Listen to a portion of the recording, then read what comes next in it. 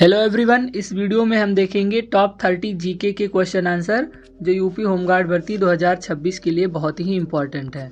तो दोस्तों, वीडियो में आगे बढ़ने से पहले एक छोटी सी रिक्वेस्ट है कि आप हमारे चैनल को सब्सक्राइब जरूर करिए। पहला प्रश्न है, किस राज्य में सबसे पहले ईवीएम मशीन का उपयोग किया गया था, यानी इलेक्ट्रॉनिक वोटिंग मशीन का उपयोग किया गया था?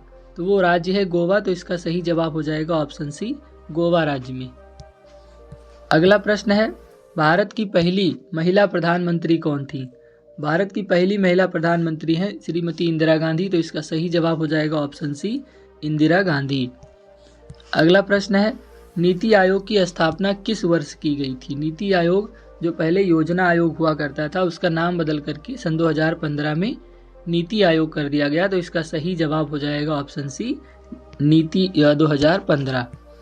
अगला प्रश्न है, राष्ट्रीय मानवाधिकार आयोग का अध्यक्ष कौन होता है? राष्ट्रीय मानवाधिकार आयोग के अध्यक्ष होते हैं सेवानिवृत्त मुख्य न्यायाधीश।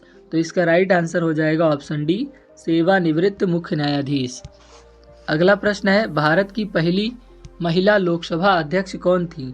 भारत की पहली महिला लोकसभा अध्यक्ष हैं मीरा कुमार। तो इसका सही जवाब हो जाएगा ऑप्शन बी, मीरा कुमार। अगला प्रश्न है, बाल अधिकार संरक्षण आयोग किस मंत्रालय के अधीन कार्य करता है? तो ये काम करता है महिला एवं बाल विकास मंत्रालय के अंतर्गत। तो इसका सही जवाब हो जाएगा ऑप्शन सी, महिला एवं बाल विकास मंत्रालय।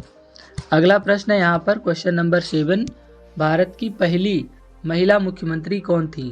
भारत की पहली महिला मुख्यमंत्री थी सुचेता कृपलानी। तो इसका सही जवाब हो जाएगा ऑप्शन ए, सुचेता कृपलानी।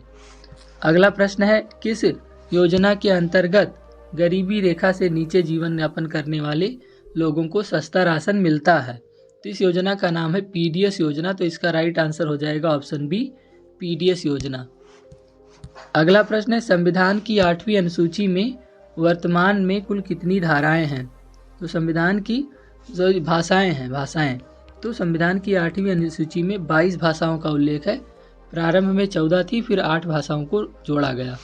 अगला प्रश्न है, किस देश की प्रेरणा से भारत में योजना आयोग की स्थापना की गई थी? तो वो देश है सोवियत संघ। तो इसका सही जवाब हो जाएगा ऑप्शन बी, सोवियत संघ। अगला प्रश्न है, विश्व पर्यावरण दिवस हर साल किस तारीख को मनाया जाता है? इस प्रश्न का सही जवाब आप लोगों को कमेंट सेक्शन में कमेंट करके बताना है। तो इसका आप लोग कमेंट करिए। अगला प्रश्न है, भारत के किस राज्य को पूर्व का स्कॉटलैंड कहा जाता है? ये बहुत ही इंपॉर्टेंट क्वेश्चन है, पूर्व का स्कॉटलैंड। तो भारत के जो है मेघालय जो राज्य है, इसी को पूर्व का स्कॉटलैंड कहा जाता है। तो इसका सही जवाब हो जाएगा ऑप्शन सी, मेघालय। अगला प्रश्न है, किस वायसराय के शासनकाल में भारतीय राष्ट्रीय कांग्रेस की स्थापना हुई थी?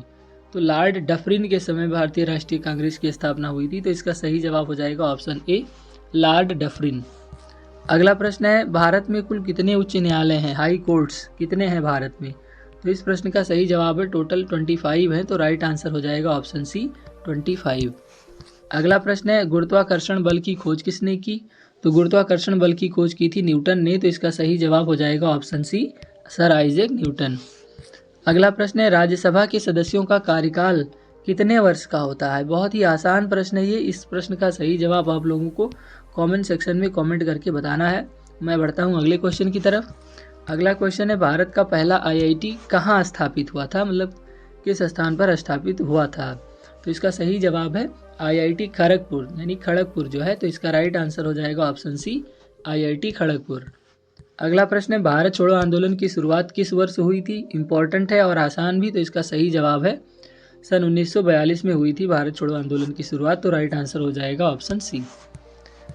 नेक्स्ट क्वेश्चन है, भारतीय संविधान के किस भाग में सब डायरेक्टिव तत्व मौजूद हैं? तो भाग 4 में इन सब का उल्लेख मिलता है। तो राइट आंसर हो जाएगा ऑप्शन सी, भाग 4। अगला प्रश्न है, विश्व स्वास्थ्य संगठन जो है, इसका मुख्यालय कहाँ पर है? WHO का फुल फॉर्म होता है वर्ल्ड हेल्थ ऑर्गेनाइजेशन। तो इसका सही जवाब हो जाएगा ऑप्शन बी, जेनेवा में है। तो इसका राइट आंसर होगा ऑप्शन बी। अगला प्रश्न है, भारतीय संविधान में नागरिकों के कितने मौलिक कर्तव्य बताए गए हैं या कितने प्रकार के हैं? तो टोटल 6 मौलिक कर्तव्य बताए गए हैं। तो राइट आंसर हो जाएगा ऑप्शन बी, 6।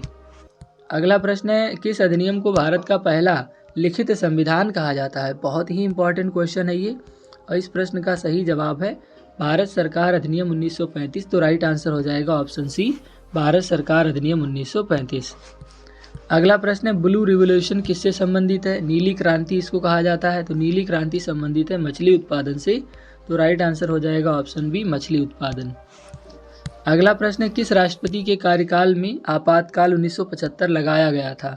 तो उस समय के राष्ट्रपति थे फखरुद्दीन अली अहमद। तो राइट आंसर हो जाएगा ऑप्शन सी, फखरुद्दीन अली अहमद।